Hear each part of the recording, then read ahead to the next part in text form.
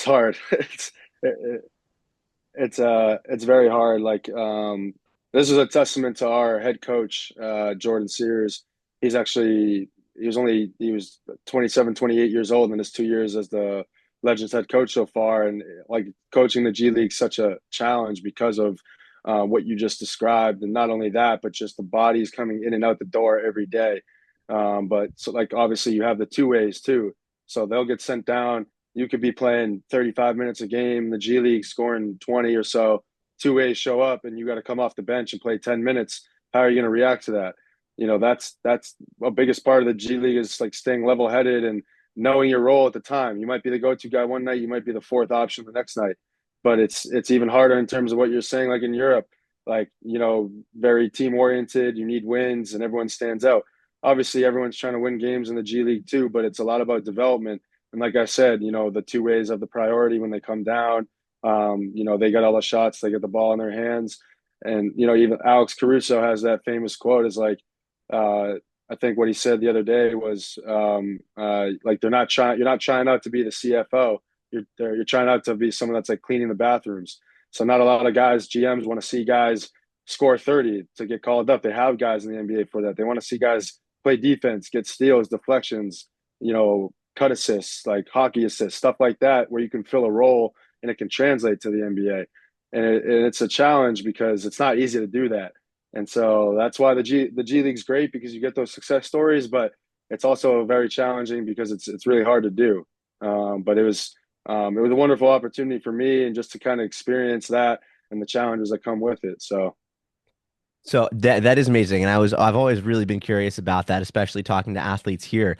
I'm interested in what you have to say. We like to ask the players that come on for some advice for someone who's kind of going in their own shoes and maybe is younger and listening to our show and trying to get towards a successful career, whether it's overseas or in the U.S. But from your perspective, maybe you're speaking to a young individual who's interested in coaching, but they want to play first. What would you tell them as kind of this is what you should do, or maybe something that you wish you did earlier, or things that were successful for you to kind of allow you to be as effective and be successful on your level?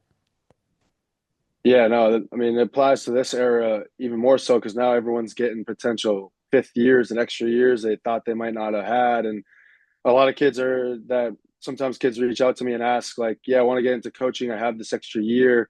I'm not sure what to do. And I always said, like, play for as long as you can that you're enjoying it and it makes sense for you to do. And that's what people told me when I was heading over to Israel because I wasn't sure like when the right time to stop was. But um, there's actually a guy that works for the Mavs now, Max Hooper, that me and him are pretty good relationship, and he was working in the NBA at the time I was playing overseas, and I talked to him about it, and he was like, "Dude, when you're done, you'll know." And like I didn't know what it meant at the time, but I knew what it meant the third year I was in, and like the timing, you'll know. And so if you're like to those kids, like if you're thinking like, oh, should I use this year? Should I not? If you're thinking about it, you should use it because you're gonna end up regretting it. You could be coaching for the rest of your life. Like you might only be playing for another year, whether that's one more year of college or I have an opportunity to go playing overseas. Whether it's you're not as fortunate as me with the passport and you go play in England or Ireland or one of those countries, like the the more time you spend playing, it gives you more time to kind of build your network up before then. Think about how the best way to operate it, what what you want to do, get a new experience so you get to grow in different areas, live in cultures you haven't lived in, and like the longer you play, the better off you are because you just have more to speak on it, more credibility to your name. People probably respect you more. Like, not that coaching is all how good you were as a player. It's not. Some of it is, but you will have more credibility most likely. And honestly, like that was probably the icing on the cake for me with Bruce. Like he knew I was a Jewish kid from Boston. Bruce is also from Boston, but he knew I played in Israel for a few years. Like that sold him in and of itself. And so and now like playing overseas for a couple years with guys in the leagues in Israel that played in the NBA for a little that go out to Israel that I met, like John, like it's kind of paying it forward now because I'm meeting people that he's close with and stuff. And the industry is very small. You might be 5,000 miles away, but there's people that are out there that you're gonna run into the next year without even realizing it. And so you don't want to play to the point where like it ends up being a bad thing or too much stress and stuff. But as long as you can play and you feel like it's worth it and you're young, like definitely everyone should do that as long as possible, whatever opportunity they might have. So That's for sure. And you got that Israeli experience playing. Do you see yourself coaching out here at some point?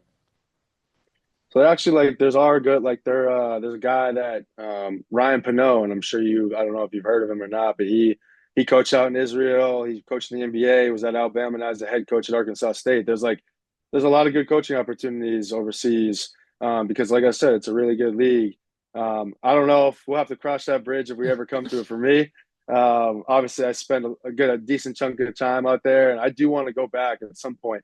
But right now, I'm enjoying coaching in the States and kind of working through high level college basketball and the G League, hopefully the NBA next. But yeah, we'll have to cross that bridge when we come to it. There are good opportunities out there though. Are So you have you been following the league since you left at all?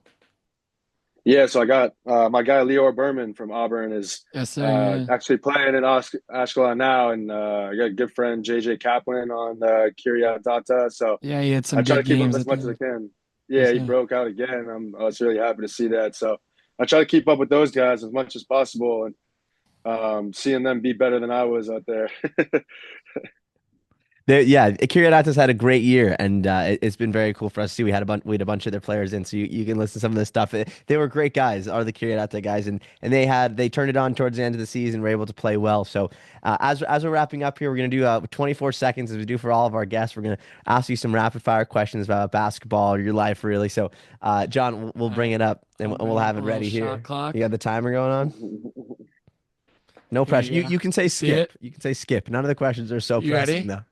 Uh, okay. I'm ready. All right. Three, two, one, go. Music artist before games. Drake, Jordan or LeBron? Jordan, Favorite NBA player? Paul Pierce, Winter League playoffs or NBA playoffs? NBA playoffs. Hit a steal, make a three. Take a three. Dream teammate. Uh, Kevin Garnett. On the clock. Kevin Garnett, Boston guy. Gotta stick to it. Yeah, of Yes, sir. course. There's a Well, team, Dude, the thank you team for I grew coming up on, on. man. we Of appreciate you. course. Your story's super unique, and as we're going with this, we're meeting new guys in every story. That's what we do here, man. Every guy's got a new unique story, and we explores paths that we've would love to hear about. So thanks for coming on. We appreciate your time, and best of luck with whatever goes next for you. I appreciate it. Thanks for having me. It was good to be on the show. Yes, sir. Thank you, man. No problem.